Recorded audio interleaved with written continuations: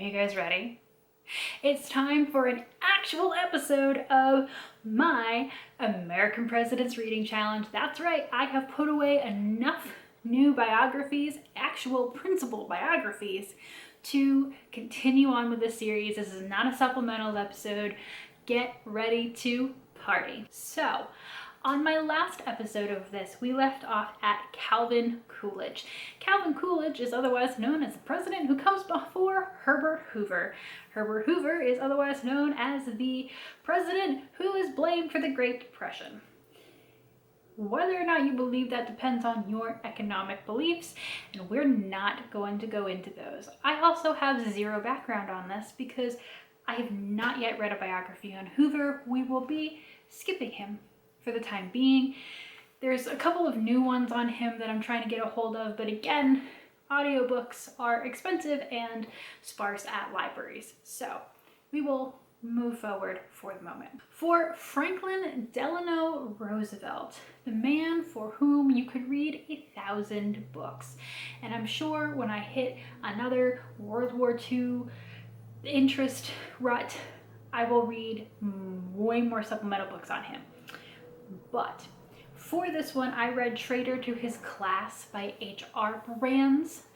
This is a 900 page behemoth of a book by one of, I would say, a principal biographer of several presidents. H.W. Brands has done books on Reagan. This is not the first Brands book that I've read, and it was long. And I think that's the issue with trying to comprehend the presidency of Franklin Delano Roosevelt. I feel like I got a really grand sense of him as a person, which is an enigma with a really weird leadership style. But his presidency just covers so much between the Great Depression and World War II, the geopolitics, the economics, the New Deal. It's just, there's a lot to swallow. And so Traitor to His Class was one of the first biographies I read several years ago now, but there are parts of these biographies that I retain really well, and that's normally what the book does really well, because I've learned it and it stays in my brain. And I just, like I said, I feel like FDR is one of those presidents because it's so long, so many things happen.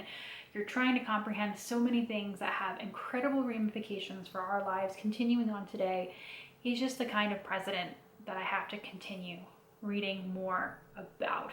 Traitor to His Class is definitely a favorable biography, hence the title. This is trying to say essentially that Roosevelt really felt the plight of the common working class American, and he was a traitor to his more aristocratic class in America. I mean, the book made me believe it, but again, this is why we read more than one. But again, this book was really long and it still didn't cover everything. So thanks, FDR, for being elected president 4 separate times. Speaking of things that were incredibly long, for Harry S. Truman, I read Truman by David McCullough, which is the seminal biography on Truman to my knowledge, and this book is over 1,000 pages long. It took me 9 months to listen to because the plague happened in the middle and I couldn't get the next set of CDs for the longest time because it's so big they can't circulate all the CDs together, so I was listening to it as a CD audiobook. And it's long. It's long. You know, that length that is not there for Roosevelt, it's there for Truman, which means that you get to know nitty-gritty details of Truman's life, and really I do feel like get a well-rounded sense of Truman as a person. No event, no detail in his life is missed. Oh, dang, it's long. So long. I've never felt a sense of accomplishment more than when I finished reading that book. So if you want to know every single detail ever that there ever was about Harry S. Truman, who really does have a fascinating path to the presidency, and I mean just politics in general, and really did have, I think, a decent ethos about, he certainly had his foibles, but he was the one who put the thing on his desk that said the buck stops here. And, you know, he was a common man's president in a way that FDR could never be. So the contrast between him and FDR is really fascinating, how he gets to be FDR's vice president and then assume the presidency. And of course, the fantastic image of him holding up the newspaper when he ran for his own election against Thomas Dewey, and there was the newspaper that read Dewey defeats Truman, and Truman's like, haha, no. So just that election in and of itself is really fascinating to hear about, and no stone goes uncovered is a lot. But I'm glad that I accomplished it. So Truman leaves office. He decides not to run for another term. He is the last president technically to be able to run for that term, because it is after FDR that they ratify the constitutional amendment that says presidents can officially only serve 2 terms. Prior to FDR, it was only a courtesy nod essentially towards Washington. And actually, from reading most of these biographies, after 4 to 8 years, all of these presidents were just tired. So kudos to Roosevelt for sticking it out that long. So Truman leaves under his own power, and the Republicans elect Dwight D. Eisenhower.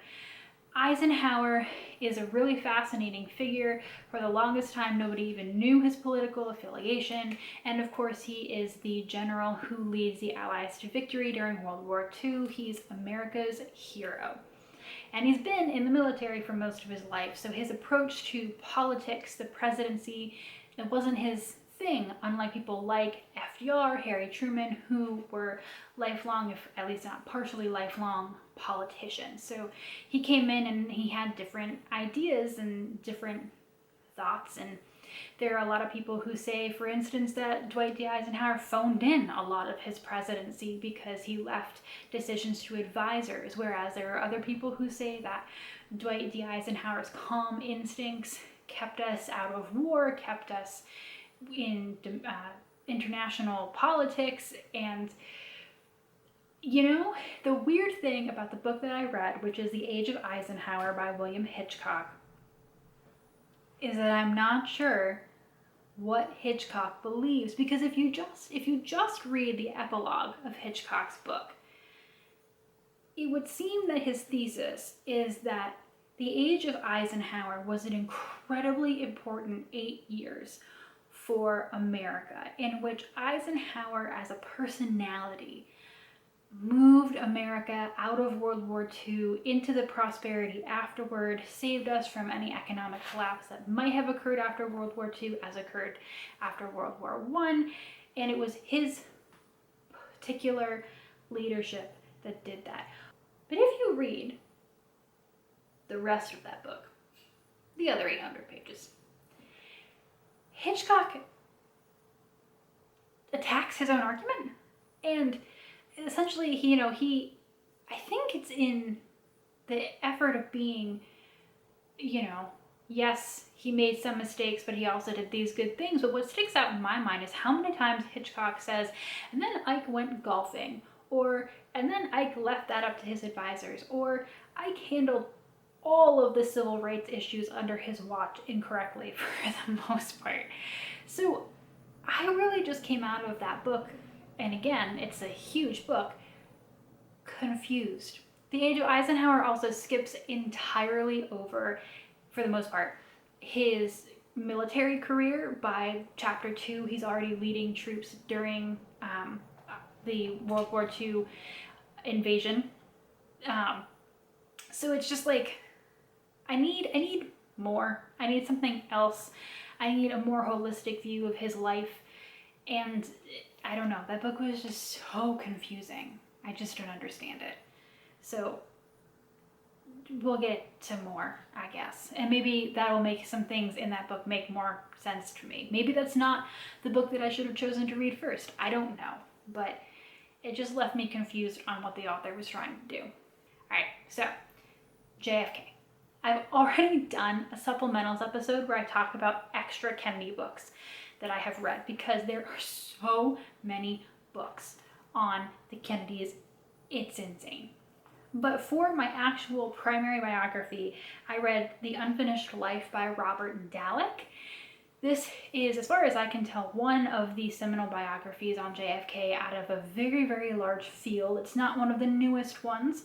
There is a new duology coming out by Frederick Longville. The first part is the only one that's out right now, and that covers JFK's life up to his presidency, which I'm halfway through, and definitely covers way more detail than Dallek's ever could. But again, it's like 3 times the size and brand new.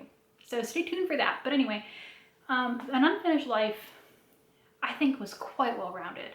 I think I've read a lot of Kennedy books that sensationalize the Kennedys. I've read Kennedy books that idolize JFK, that, you know, put him as this tragic figure, could do no wrong, you know, the true things undone for America. And I think Dallek does a really good job of saying there were probably really great things that could have happened in either the end of JFK's term and then the potential second term that he was favored to win. But I think Dallek phrases this really well. He says something like, this isn't a quote, but it's a paraphrase, the Kennedy presidency was a lot of stumbles with some very fine moments in between. You know, he really was a moderate on civil rights. He didn't push as hard as he could have. And his byword was caution. He, in a lot of things, instead of making a decision, held back. And sometimes that was the right thing to do, and sometimes it wasn't. But oftentimes it was done with political calculation in mind. So I think that this book is really well-rounded. It doesn't sensationalize. It just says, here's what happened. So I'll keep reading Kennedy books. I'm sure that other people have different views of this, but there's a lot of gossipy nonsense about the Kennedys out there, and this book was not one of those, which was really nice. So I also talked in that episode about the Kennedy supplementaries, the one Lyndon Baines Johnson supplementary that I have read, which is Lady Bird and Lyndon by Betty Caroli. I read this prior to my primary Lyndon Baines Johnson biography, which was LBJ and the American Dream by Doris Kearns Goodwin. I love Doris Kearns Goodwin. I will probably in my life read everything that she has put out there. But the thing that strikes me about LBJ and the American Dream is that clearly Doris Kearns Goodwin, after being a live-in biographer with LBJ and a fellow before that, has gone from someone who clearly in the beginning, and she says so herself, when she started working for Johnson, she did not like him, she did not like his policies, really comes to be taken in by the personality of LBJ, and he had a really, really big personality. But I really liked Doris Kearns Goodwin's book. I think it was an incredible political and personal achievement for someone who got to spend so much time understanding the inner workings of a man who, I mean, had a personality the size of Texas, and that's probably an underestimation. But she doesn't talk about some of the nastier aspects of his personality that come out in a book like Lady Bird and Lyndon, which was his womanizing, his crassness, and it's not that it doesn't not show up, the crassness, at least in LBJ and the American Dream, but its absence begins to stick out to you more when you read other books. So while there will never be another book like LBJ and the American Dream, because Doris Kearns Goodwin got so much access and personal access to LBJ, it is, I think, polished to a certain degree. I do think that, because she talks about this a lot in the book, LBJ was really concerned about his legacy after everything, and I think to a certain extent she has bought into that. It's definitely not sensationalized or totally like varnished in any sense of the word, but I do think that she wanted to help him a little bit in that case. So again, definitely worth the read, but not your final stop on the journey. And the last person that I'm going to talk about today is Richard Nixon, and I have read so many Richard Nixon books. He got his own supplementals episode, and it's the longest one that I've ever done. And I'm now known at work as the girl who has read like 10 books on Nixon. And I don't know how this became my life. And I'm not necessarily proud of it, but the actual main biography that I read was Richard Nixon, The Life by John Farrell. And this book, out of all of the other ones that I read, was the best attempt so far at a holistic, unvarnished attempt to explain Nixon the man and Nixon the presidency. I have some in my supplementals episode, like Evan Thomas's book, that come out and they say this is a psychological study on how in the heck Nixons. Farrell is saying this is an attempt at a biography of a man. And I think for the most part it succeeds. It definitely doesn't stick out in my brain at this point as much as some of the other more sensationalized ones that I read, but it doesn't shy from facts. It's not trying to, reframe the Nixon presidency. It really is a decent attempt at here's what happened.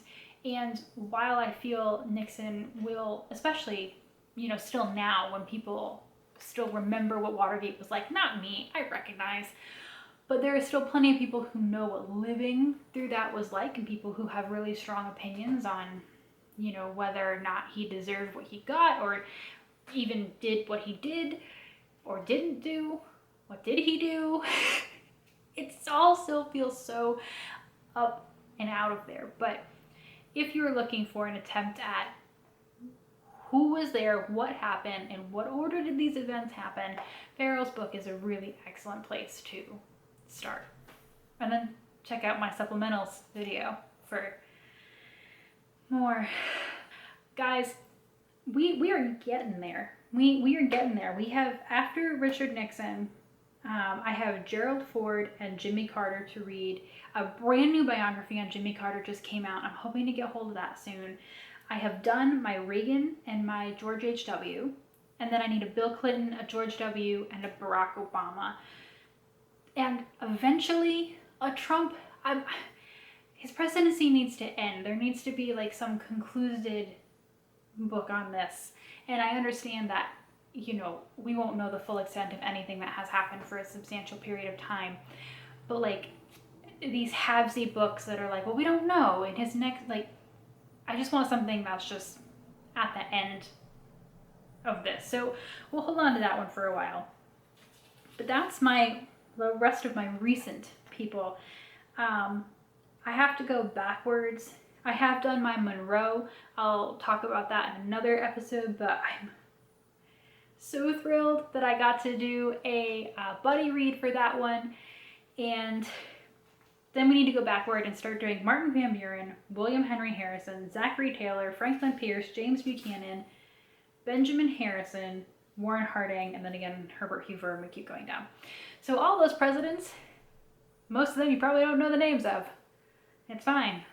I'll find a book on them eventually. But I'm feeling it. I'm feeling the completionist. So thank you for going on this journey with me. Check out some of my supplementals videos. There'll be more of those coming as well. And I will see you guys at another time. So welcome to 2021, my friends. Let's go.